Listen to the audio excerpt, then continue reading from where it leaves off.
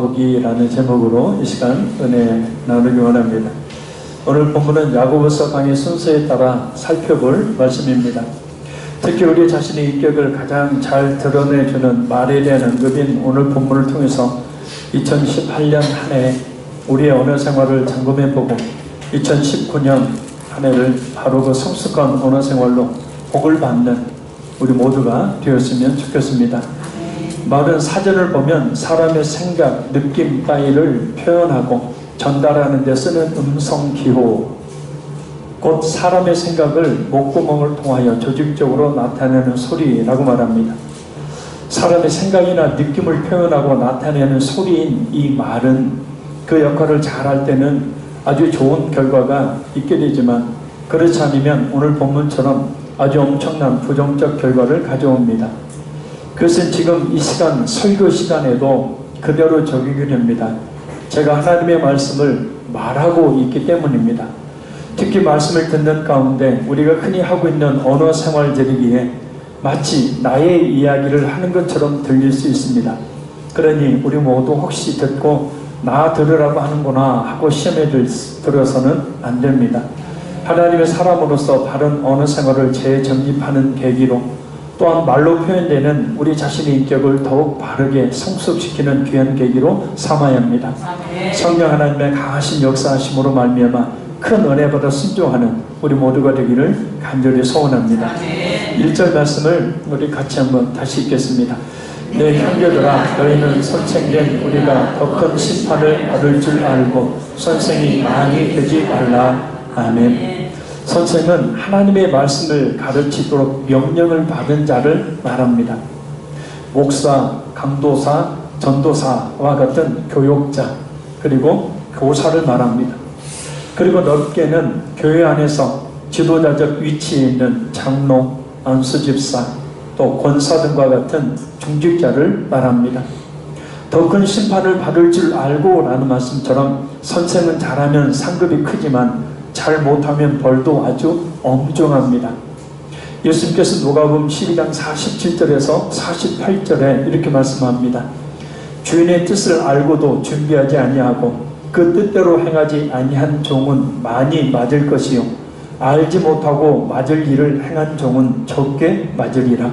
무릇 많이 받은 자에게는 많이 요구할 것이요 많이 맡은 자에게는 많이 달라 할 것이니라. 아멘. 이 직분도 그렇고 하나님께서 우리에게 주신 것도 마찬가지입니다. 하나님께서 많이 주셨으면 하나님께 많이 드려야 됩니다. 직분도 하나님께서 귀한 직분을 주셨으면 그 직분에 걸맞는 그런 충성을 다해야 합니다. 직분만 받고 일하지 않는 것은 나중에 주님 앞에서 주님이 심판하실 때, 그렇죠? 예수님의 말씀처럼 많이 요구하실 것인데, 그때 하나님이 예수님이 요구하는 그것을 드러내지 못할 때 어떻게 되겠습니까? 그래서 특히 선생이 되지 말라라고 말씀합니다. 이것은 자신도 이해하지 못하는 것을 가르치고 생활에 적용 못하는 그런 선생은 아예 되려고 하지 말라라는 뜻입니다. 직분은 명예로 받는 게 아니죠. 그 직분을 감당할 능력이 있을 때 받아야 합니다.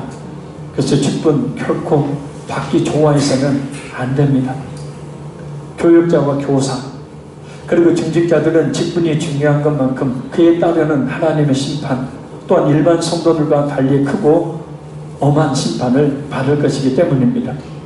그럼 우리가 가장 많이 실수하고 그래서 가장 모범에 대해야 할 것은 무엇인가?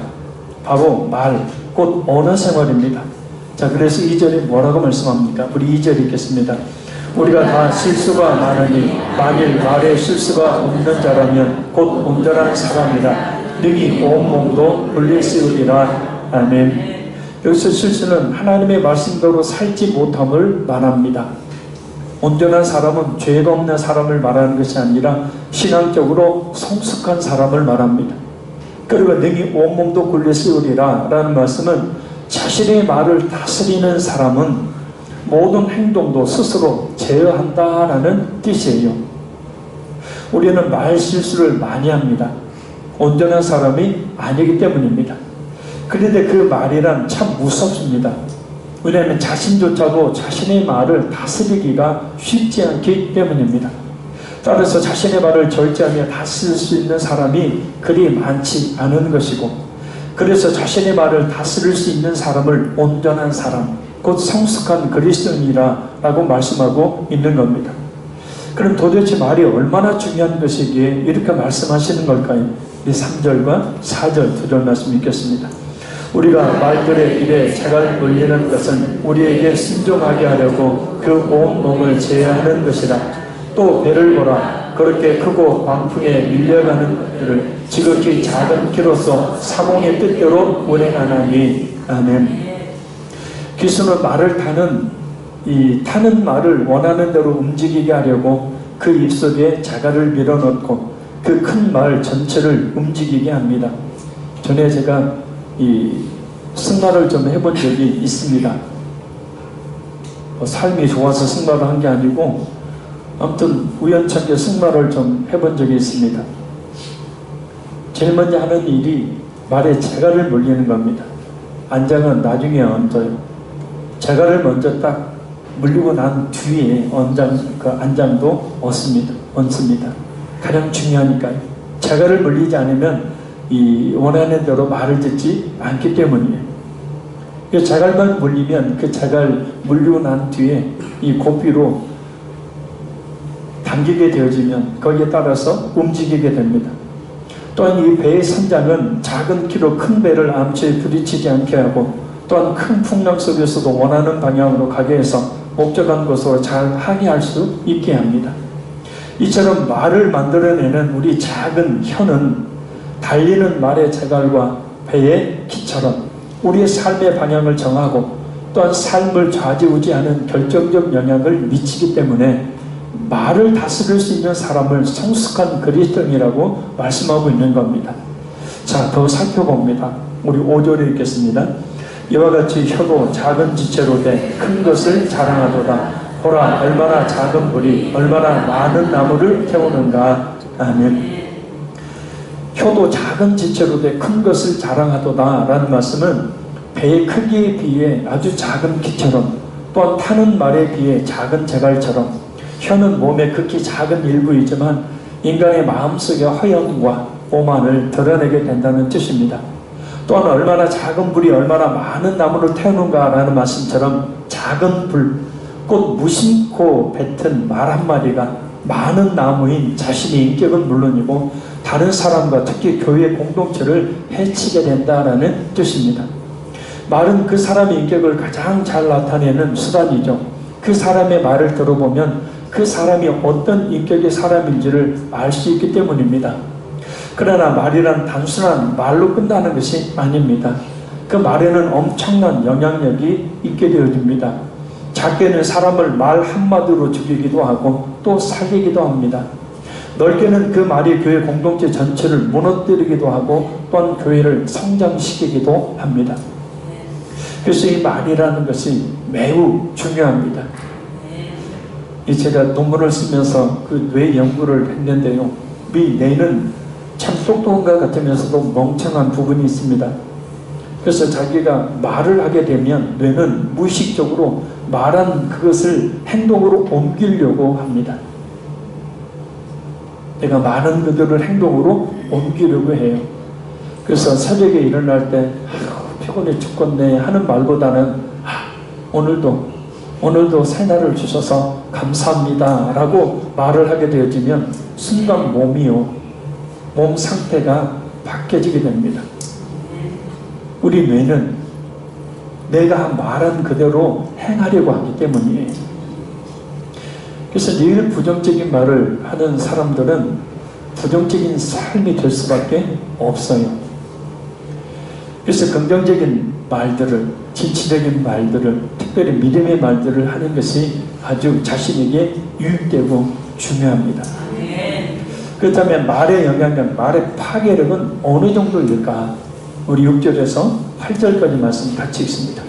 혀는 곧 불이요 불의 설계라. 혀는 우리의 지체 중에서 온 몸을 더럽히고 삶의 수레바퀴를 불사르나니 그 사르는 것이 지옥불에서 나느니라. 여러 종류의 짐승과 새와 벌레와 바다의 생물은 다 사람이 길들일 수 있고 길들여 먹거니와 혀는 연히 길들일 사람이 없나니 쉬지 아니하는 악이요 죽이는 독이 가득한 것이라. 아멘. 첫째, 혀는 곧 불입니다. 가짜 뉴스들이 우리나라를 집어삼키고 있듯이 모든 것을 태워버릴 정도의 강력한 파괴력이 있다는 겁니다. 둘째, 혀는 말은 불의의 세계입니다. 혀는 작지만 악이 가득한 불의의 세계처럼 많은 악을 내놓는다라는 겁니다. 셋째, 혀는 온몸을 더럽힙니다.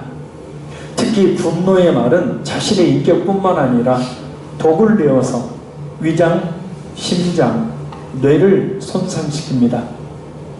이 열받아서 혈기부리는 하는 말들, 화내는 말들은 실제적으로 자기의 영혼은 물론이고 육체를 상하게 만든다는 것. 넷째, 혀는 삶의 수레바퀴입니다. 인간의 일생을 말해요. 쉬지 않고 변하며 돌아가기 때문입니다. 곧 혀가 인생을 망친다라는 뜻이에요.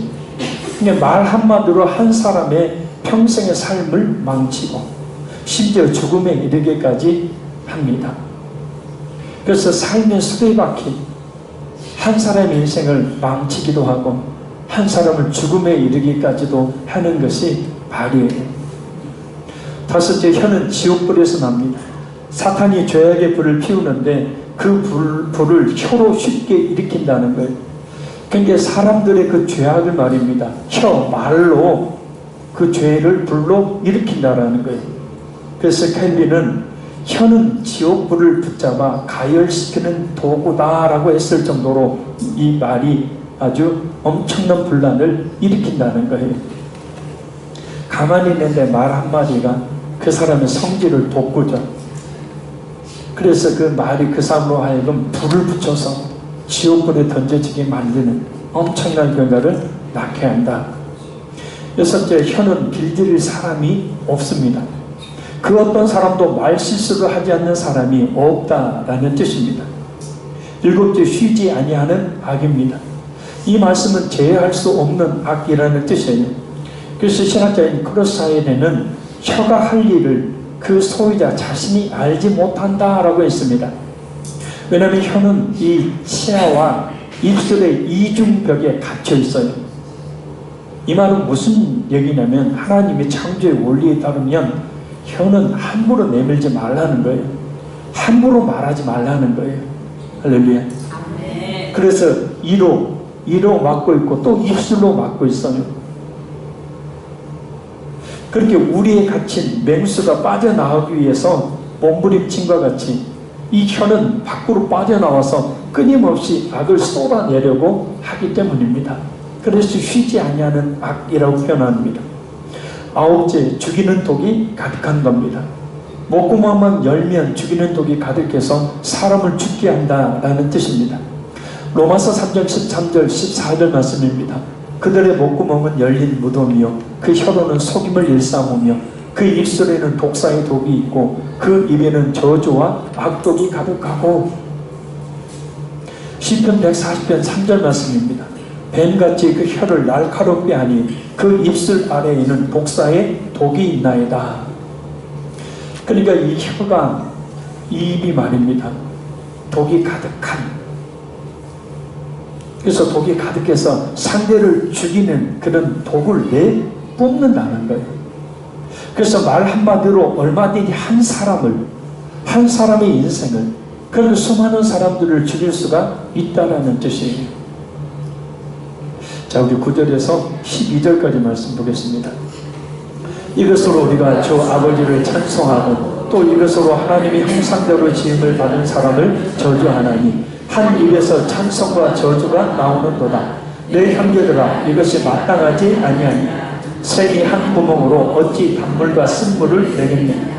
내 형제들아, 어찌 무화과나무가 감람열매를, 포도나무가 무화과를 맺겠느냐. 이와 같이 짠물이 단물을 내지 못하느니라. 아멘. 우리 믿는 그리스도인들은 혀로 하나님을 찬양합니다. 그러면서 또한 하나님의 형상대로 지음받은 사람을 저주하기도 합니다. 인간은 비록 죄로 인해 타락해서 하나님의 형상이 파괴되어 완전하지는 않지만 하나님의 성품을 소유하고 있기 때문에 하나님의 형상으로 지음받은 사람을 저주하는 것은 곧 하나님을 저주하는 것이다 라는 뜻이에요. 잠언 14장 31절 말씀입니다. 가난한 사람을 학대하는 자는 그를 지으신 이를 멸시하는 자요, 궁핍한 사람을 불쌍히 여기는 자는 주를 공경하는 자니라. 아멘. 우리 입은 하나님을 찬양하기 위해서 만들어졌습니다. 이사야 43장 21절 말씀에 이 백성은 내가 나를 위하여 지었나니 나의 찬송을 부르게 하려 하십니다. 그래서 우리 입술에서는 저주가 나와서는 안 된다는 겁니다.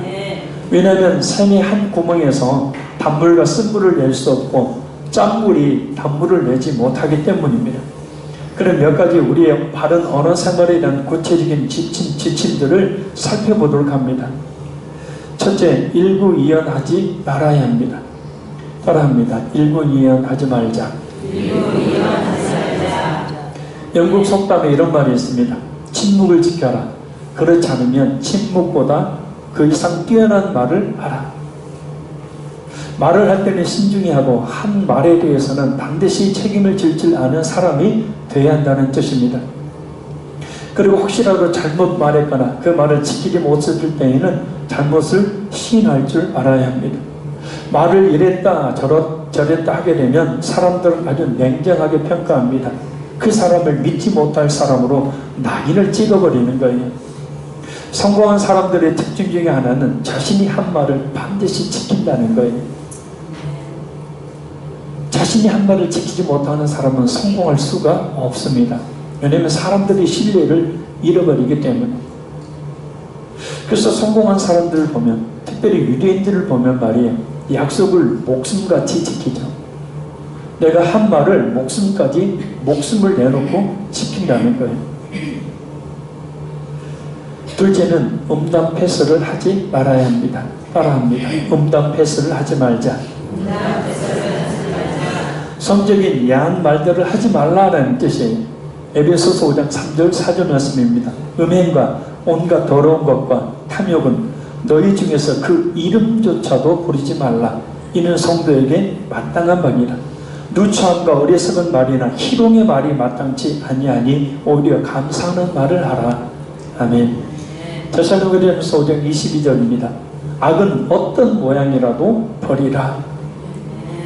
참 집사님 섹시하십니다.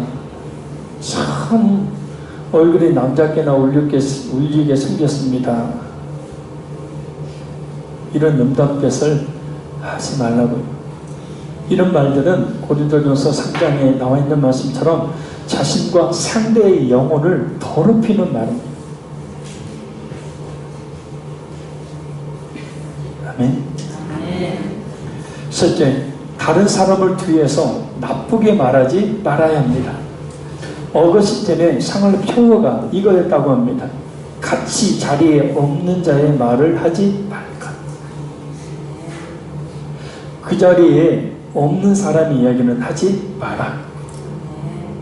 민수기 12장을 보면 미리암은 은밀히 모세를 비방하다가 문둥병에 걸렸죠. 시편 101편 5절에 이렇게 말씀합니다. 자기의 이웃을 은근히 헐뜯는 자를 내가 멸할 것이요 눈이 높고 마음이 교만한 자를 내가 용납하지 아니하리로다. 그래서 그 자리에 없는 사람의 이야기를 하지 마라. 특별히 좋은 이야기는 할 수 있어도 나쁜 이야기는 하지 마라. 분명히 평가는 할 수 있어야 합니다.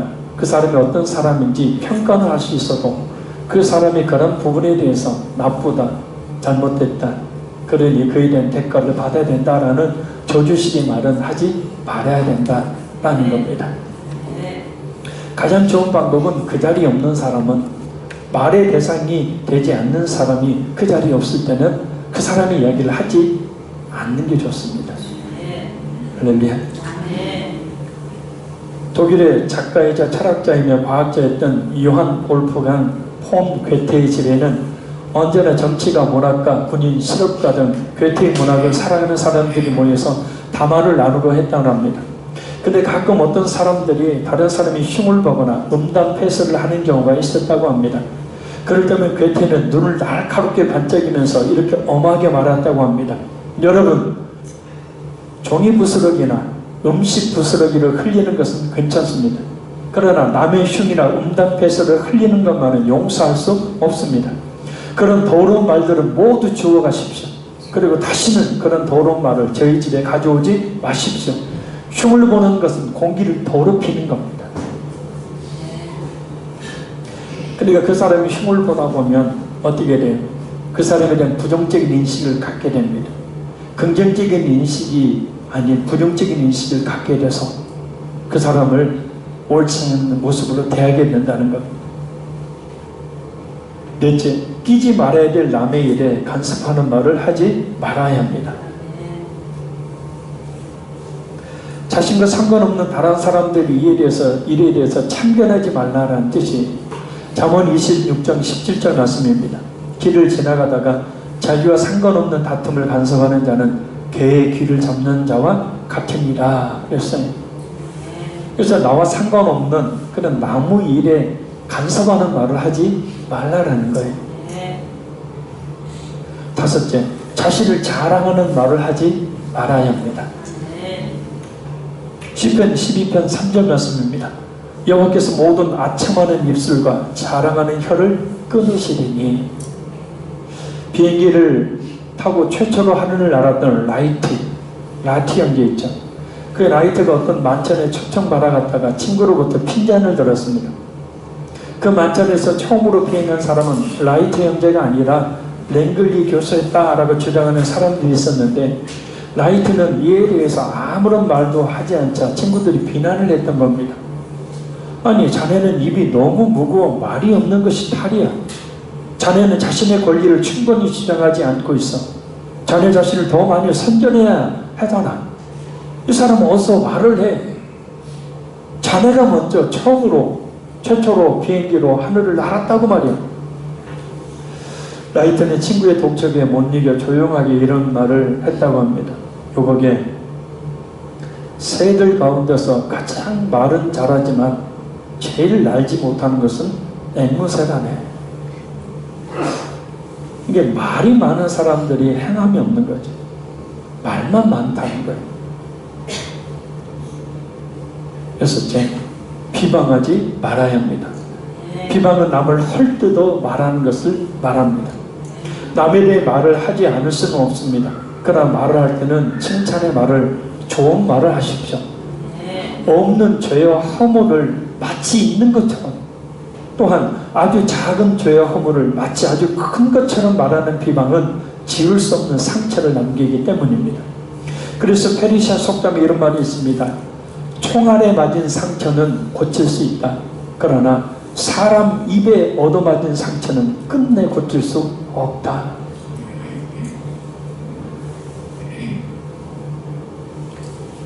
저도 칼에도 찔려받고 있는데 그런 상처는 흉터만 남아있고 꼬맨 자국만 있고 나아요.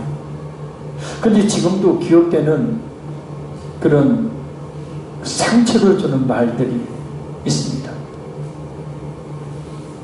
물론 다 용서하고 이해하고 있지만 가끔가다 한 번씩 생각이 나요.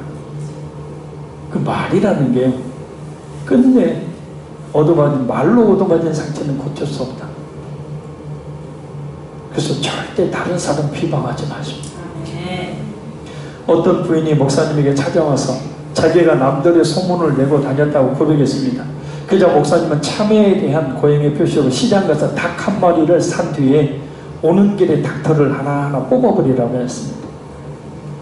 이상하게 생각했지만 부인은 그대로 그렇게 하고 돌아왔습니다. 그래서 목사님이 말했어요. 이제 당신의 부인의 고행의 마지막 작업을 일러주겠습니다. 돌아가서 그 닭털을 다 주워 모아오세요. 아니 목사님, 그 불가능해요. 벌써 바람이 불어서 깃털이 다 날아가 버렸을 거예요. 어떻게 그것을 다시 모을 수가 있겠어요? 예, 바로 그렇습니다. 당신 이웃을 함담한 말들은 결코 다시 주워 담을 수 없습니다. 그것은 사람들의 입으로 너무 빨리 전해져 버리기에 당신이 주워 담으려고 해도 따라잡을 수가 없답니다. 그러니 앞으로는 당신이 하는 모든 말을 조심하십시오. 다른 사람의 작은 죄와 허물들, 없는 것 있는 것처럼, 더 작은 것이 마치 큰 것처럼 이야기하는 이 헐뜯는 비방, 절대 하지 마십시오. 일곱째, 아첨이나 거짓말하지 말아야 합니다. 남의 환심을 사거나 잘 보이려고 알랑거리는 말, 이것이 아첨이죠. 그런 말 하지 말고 특히 거짓말을 하지 말아야 합니다. 진실만을 말해야 합니다. 왜냐하면 거짓말과 거짓된 행동은 거짓의 압인 마귀를 따르는 일이기 때문이에요. 요한복음 8장 44절 말씀입니다. 너희는 너희 아비 마귀에게서 났으니 너희 아비의 욕심대로 너희도 행하고자 하느니라. 그는 처음부터 살인한 자요 진리가 그 속에 없으므로 진리에 서지 못하고 거짓을 말할 때마다 제 것으로 말하나니 이는 그가 거짓말쟁이요 거짓의 아비가 되었습니다. 사탄은 거짓말의 명수죠. 그래서 모든 거짓말의 아버지가 사탄입니다. 그러니 거짓말을 하게 되고 거짓된 행동을 하게 되고 남을 속이게 되어지면 뭐냐면 내가 사탄의 아들로 종노릇 하는 거라는 끔찍한 일이죠. 지금 우리나라에서는 가짜뉴스가 마치 진실처럼 받아들이고 있습니다. 이런 상황 속에서 우리 구주를 믿는, 우리 예수님을 믿는 성도들은 진실만을 말해야 되지 않겠습니까? 시편 141편 3절 말씀입니다. 여호와여 내 입에 파수꾼을 세우시고 내 입술의 문을 지켜주소서. 그래서 이 말을 제어할 수 있는 방법이 있어요. 그것은 날마다 성경을 읽으시고 날마다 깨어 기도하시면 성령 하나님께서 이 말을 나오도록 만드는 이 마음과 생각을 지배하십니다. 할렐루야. 함부로 허튼 말을 하지 않게 됩니다. 그래서 이 말씀과 기도가 우리의 마음을 지배하도록, 성령 하나님께서 우리의 마음을 지배하도록 하지 않으면 아까 이 혀는 길들일 수가 없어요. 내가 무슨 말을 할지도 몰라요. 해놓고 나서 생각해보면 후회가 되는 말들을 하게 된다는 거예요. 여덟 번째는 욕설이나 저주를 하지 말아야 합니다. 그것은 살인에 해당되기 때문입니다. 따라합니다. 욕설과 저주는 살인이다.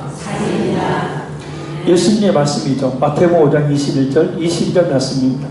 옛사람에게 말한 바 살인하지 말라. 누구든지 살인하면 심판을 받게 되리라 하였다는 것을 너희가 들었나니 나는 너에게 이르노니 형제에게 노하는 자마다 심판을 받게 되고 형제를 대여 나가라 하는 자는 공회에 잡혀가게 되고 미련한 놈이라 하는 자는 지옥불에 들어가게 되리라.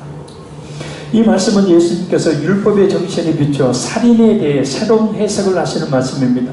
살인은 우리가 생각하기에 그냥 말 그대로 사람의 목숨을 끊어놓는 것으로만 생각하는데 그게 아니라는 거예요. 그것도 살인일 뿐만 아니라 그 살인과 똑같은 살인이 있다는 겁니다. 세 가지요. 첫째는 형제에 대해서 노하는 겁니다. 이게 다른 사람에게 노하는 거예요. 화를 내는 겁니다. 그것으로 그치지 않고 마음속에 상대에 대한 분노를 계속 키워가는 걸 말해요.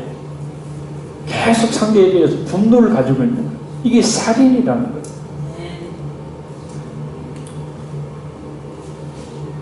마음속에 누구에 대한 미움, 그거 가지고 있으면 나 지금 살인하고 있는 거예요. 마음에 시퍼런 칼을 품고 있는 거예요. 그래서 그 칼이 때로는 다른 사람을 말로 찔러 그 사람에게 깊은 상처를 남기게 되는 거고, 말한 자기 자신 역시도 마음에 그 시퍼런 칼들이 자기의 마음을 찔러대니 자기에게 영적으로 육체적으로 좋을 게 없다는 거예요. 화내지 마십시오. 화내지 않는 방법은 간단합니다.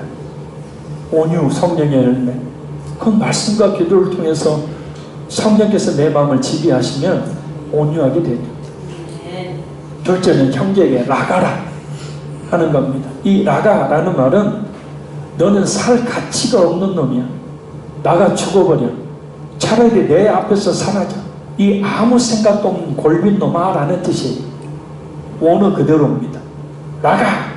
라는 말이 그런 밖으로 나가라는 뜻이 아니고 이 살 가치도 없는 놈아. 나가 죽어버려. 차라리 내 앞에서 사라져버려. 이 아무 생각도 없는 골빈 놈아. 이것이 바로 나간데 그런 말을 하는 건 상대에게 어떻게 상대의 마음을 찔러 죽이는 살인과 똑같다는 예수님의 말씀이에요. 이런 말 듣고 제대로 인생 살겠습니까? 셋째, 형제에게 미련한 놈이라 하는 것. 에이구 이 미련한 곰탱이 같은 놈아, 네 미를 닮았냐? 네 아비를 닮았. 어떻게 그 머리로 세상을 사냐? 이 말이 살인이다. 조용히 눈 감으시고요. 화를 내고 너는 살같이 나가 죽어버려. 그 미련 곰탱이 같은 놈아, 그 머리로 세상을 어떻게 사냐? 라고 말했던 분은 조용히 오른발 엄지 발가락을 들어보십시오.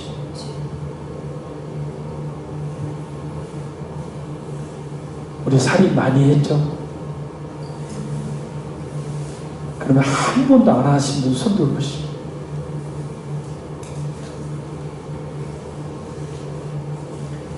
이렇게 욕설과 저주와 인격을 무시하는 말과 행동들이 바로 살인이라는 예수님의 말씀입니다.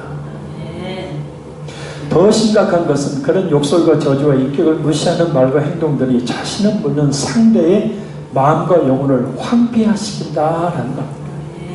평생을 고통 가운데 살게 만들고 또한 심지어 죽음에 이르게까지 합니다.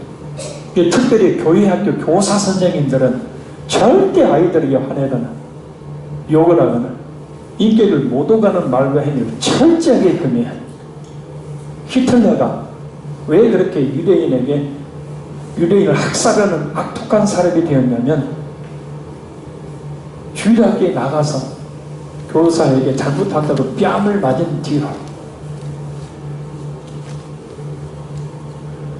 목사님 저는 뭐 다를 것도 없고 특별히 우리 교사 선생님들 또 우리 교회 중직자들 장로, 권사, 중직자들 절대 성도들인 아이들 화내거나 욕을 하거나 인격을 모독하는 말과 행위를 금해야 합니다.